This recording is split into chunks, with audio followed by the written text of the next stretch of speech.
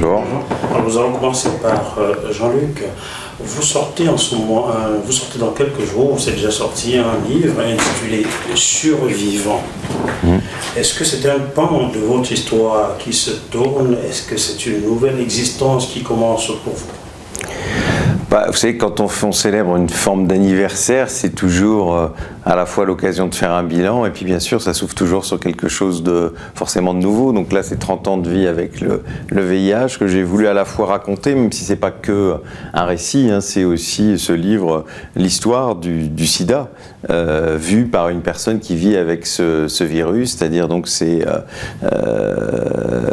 années de militantisme, de progrès médicaux, parfois de progrès sociétaux, même s'ils n'ont pas été à la hauteur des progrès médicaux, autour de ce virus qui continue malheureusement à tuer, alors qu'aujourd'hui, et c'est aussi pour ça qu'il avait un intérêt, on sait qu'aujourd'hui on peut faire disparaître le VIH, sauf qu'aujourd'hui il n'y a pas la volonté politique suffisante, ni les moyens pour ça, et ce livre c'est aussi peut-être pour essayer de faire prendre conscience à chacun qu'aujourd'hui on a les moyens de faire disparaître le VIH, mais il faut de l'argent, et qu'il n'est pas normal qu'il y ait aujourd'hui un sida dans les pays riches, un sida dans les pays pauvres. C'est-à-dire que dans les pays riches vous pouvez vivre avec, même si c'est pas facile, je l'explique, mais vous pouvez vivre, alors que dans un certain nombre de pays, des gens continuent à mourir, et il y a presque 4000 personnes qui continuent à mourir tous les jours du sida, alors que ça ne devrait plus arriver. Vous êtes à votre 10e livre. Est-ce que c'est une biographie? Est-ce que c'est un livre de sensibilisation? Expliquez aux téléspectateurs de quoi ce livre, pourquoi ce livre, ce 10e livre? Parce que voilà, ça fait 30 ans que je vis avec le virus et on ne parle plus du VIH. Il n'y a jamais autant de gens qui vivent avec le sida dans le monde et en France, et paradoxalement, on n'en parle plus. Et donc, c'était aussi l'occasion, justement, de rappeler que le VIH est là. Je vous dis, dire aux gens qu'il n'y a jamais autant de monde qui vit avec ce virus, quand vous leur dites ça, ils sont totalement étonnés, en tout cas dans les pays riches, parce qu'il y a des traitements, et parce qu'aussi cette maladie est totalement invisible, puisque les gens ne meurent plus, beaucoup ne tombent plus malades, et donc ne le disent pas. Et donc, dans nos pays, c'est devenu totalement une maladie invisible. Et si on veut sensibiliser les gens à ce virus, en disant aujourd'hui, il faut aller plus loin dans la recherche, il faut aller plus loin dans la prévention, il faut aller plus loin dans l'accès au traitement, il faut incarner cette maladie qui reste partout, une maladie taboue, je dirais même une maladie honteuse. Et si on veut que, comme l'ONU le souhaite, puisque l'ONU a fixé la disparition, en tout cas quasi-disparition du VIH en 2030, si on veut y arriver, il faut un déclic politique. Et je pense qu'en incarnant ce virus dont les gens ont du mal à parler, peut-être que ce livre va aider en tout cas à faire avancer les choses et à faire que cet objectif de la disparition du VIH devienne une vraie ambition internationale et une vraie ambition aussi nationale en France. Nous allons aller à la Genèse. Il y a 2 chapitres dans la Genèse. Si j'en oublie un, rappelez-moi s'il vous plaît. La Genèse, la vôtre. Il se dit, vous le dites, que c'est un retour d'un voyage de Cape Town en Afrique du Sud. Vous aviez constaté, quand vous avez diagnostiqué, d'avoir contracté le virus du sida. Alors, votre partenaire de l'époque, l'aviez-vous informé? Alors, je revenais d'Afrique du Sud, je l'ai découvert, mais c'est pas en Afrique du Sud que j'ai été infecté, c'est en France, avec justement un de mes anciens, avec mon premier amour en fait. Mais la coïncidence a fait que je suis parti en Afrique du Sud pour trois semaines et que là-bas j'ai eu beaucoup de problèmes de santé, notamment des diarrhées, etc. Et en revenant, mon médecin m'a dit il faut peut-être essayer de faire le test du VIH. Donc la coïncidence fait que c'est un retour d'Afrique, mais j'ai contracté réellement ce virus en France quelque temps auparavant. Là, vous levez un poids énorme sur les consciences africaines, là, le savez-vous? Oui, non, mais de toute façon, moi je ne vous ai jamais dit que c'était en Afrique que j'avais été infecté.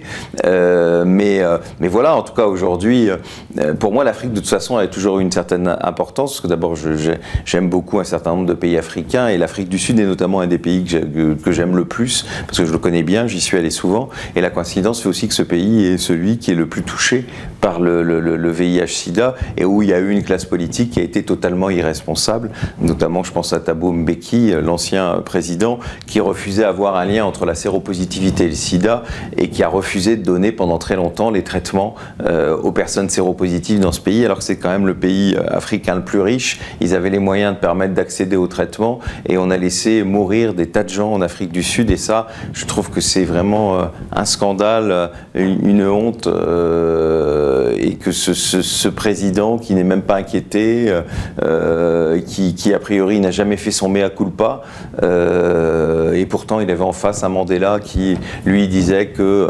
son fils était touché par le VIH, a dit quand son fils est mort du sida, a rappelé à quel point beaucoup de gens étaient concernés dans son pays, et on avait une classe politique totalement indifférente à ça. Christophe, vous êtes l'époux, le compagnon de Jean-Luc depuis 3 ans. La question que l'on se pose en voyant à ses côtés, c'est comment avez-vous fait? N'aviez-vous pas des appréhensions liées à sa maladie? Comment cela est arrivé? C'est l'amour simple ou bien comment c'est arrivé? Je pense que déjà, nous, on a eu beaucoup de chance aussi, parce que quand on s'est rencontrés, ça va faire 10 ans qu'on est ensemble.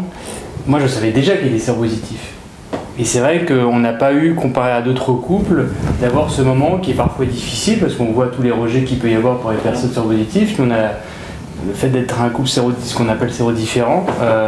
C'est vrai que quand on s'est rencontrés, moi, je savais déjà son statut. Donc c'est vrai qu'il y a déjà un sujet qui tombe, il n'y a pas de tabou. Donc déjà, dès qu'on s'est rencontrés, il n'y avait pas de tabou sur ce sujet. Évidemment, on en a parlé de manière totalement naturelle. Moi, je fais partie des gens qui n'ont pas de tabou, en tout cas qui ne portent pas de discrimination sur cette question-là. Donc forcément, on n'a pas eu de problème. Moi, j'ai estimé qu'on a commencé notre vie de couple comme tout couple en fait normal, sans problème lié à la maladie. Parce que je pense que naturellement, on n'a pas eu de tabou ensemble, on a su en parler de manière naturelle, et qu'à partir de là, donc comme dans tout couple, vous avez des problèmes, et ça en fait partie où chacun doit vivre avec cette maladie, où moi c'est pas la mienne, mais en même temps je vis avec indirectement, mais c'est ça qui fait aussi la vie de couple, parce que chaque couple vit des choses différentes. Là, votre témoignage sensibiliserait ceux qui rejettent les malades, on va les appeler comme ça, ceux qui ont contracté le virus, sont rejetés généralement, pas seulement en Afrique, mais aussi en Occident. Votre témoignage est une façon peut-être de leur dire vivez avec eux, ils sont comme nous. Leur maladie ne nous empêche pas de vivre avec eux. Non, mais c'est vrai que malheureusement, on le voit bien dans les pays dits riches. Aujourd'hui, le vrai fléau, c'est la discrimination portée envers les personnes qui sont malades, et c'est vraiment scandaleux. Pour une raison simple, c'est qu'évidemment, notre vie au quotidien est la même que celle de tout le monde.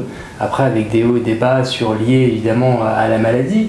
Mais ça, c'est comme plein de gens ont une infection de longue durée et traversent aussi sans lier au VIH. Et aujourd'hui, on le voit bien, c'est qu'au contraire, quelqu'un qui dit qu'il est séropositif, c'est quelqu'un qui assume pleinement sa maladie, qui peut se traiter pleinement, et comme le dit souvent Jean-Luc, et le rappelle souvent dans les médias, parce que c'est important de le dire, c'est qu'aujourd'hui on arrive à avoir des modèles mathématiques qui prouvent clairement que quelqu'un qui est sous traitement, avec une charge virale indétectable, etc., ne transmet plus le VIH en majorité. Donc ça prouve vraiment qu'au contraire, quelqu'un qui arrive à assumer pleinement sa maladie, qui le dit clairement, et c'est vrai qu'il y a peu d'hommes ou de femmes politiques qui osent dire qu'ils sont malades, sur la maladie globale, le VIH est le seul, ça montre bien qu'il y a un vrai tabou encore. Et c'est aussi la responsabilité d'hommes et de femmes publics de dire clairement qu'ils sont malades, non pas pour en faire la promotion, mais justement pour dire on peut vivre avec, on peut avoir une vie de famille, avoir une vie de couple sans forcément avoir de problèmes liés à ça, à la maladie par elle-même.